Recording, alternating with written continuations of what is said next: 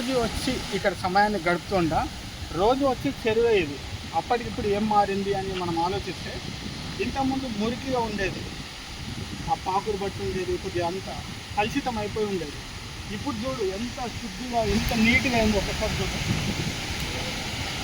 ఎంత బాగుందంటే clean and green, చాలా ప్యూర్గా అయిపోయింది. దీంట్లో మనం ఏం నేర్చుకోవాలి అని ఆలోచిస్తే ఇప్పుడు పాత నీరు పోతేనే, పాత నీరు పోవాలంటే కొత్త నీరు వచ్చింది. పాత పాకురు కలుషితమైన నీరు పోవాలంటే కొత్తది ఏదో వచ్చింది. అందువల్ల ఇలా జరిగింది ఇక్కడ మార్పు. సో ఈ ప్రకృతి స్థితిలో మనం నేర్చుకోవాల్సింది ఏంటి? ఇప్పుడు మనం కూడా మన జీవిత ప్రయాణంలో మన పనికిమాలిన ఆలోచనలు పోవాలంటే కొత్తది ఏదో రావాలి. అజ్ఞానం పోవాలంటే జ్ఞానులతో తిరగాలి. ఏదైనా కొత్తది జరగాలంటే ఏదో ఒక మార్పు జరగాలి. మనం బాగా గమనిస్తే ప్రకృతి స్థితిలో కొత్తగా ఏదో మనం చూస్తున్నామంటే ఏదో ఒక కొత్త మార్పు జరిగితేనే అని మనం తెలుసుకోవాలి.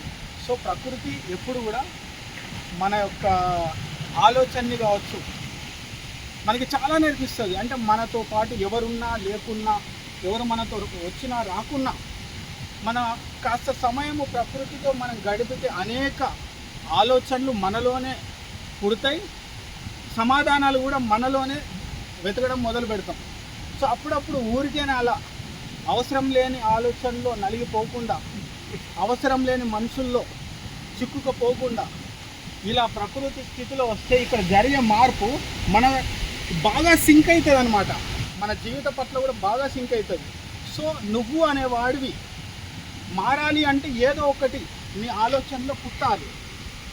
సో ఇలా మనం ప్రకృతి మాత, ప్రకృతి స్థితి యొక్క మన ప్రాణం చేస్తూ ఉంటే ఈ చిన్న చిన్న మార్పులు కూడా మనిషిని చాలా మారుస్తాయి.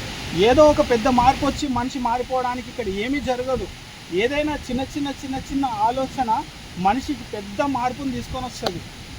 సో ఒకసారి ఇలా ఆలోచించి చూడండి.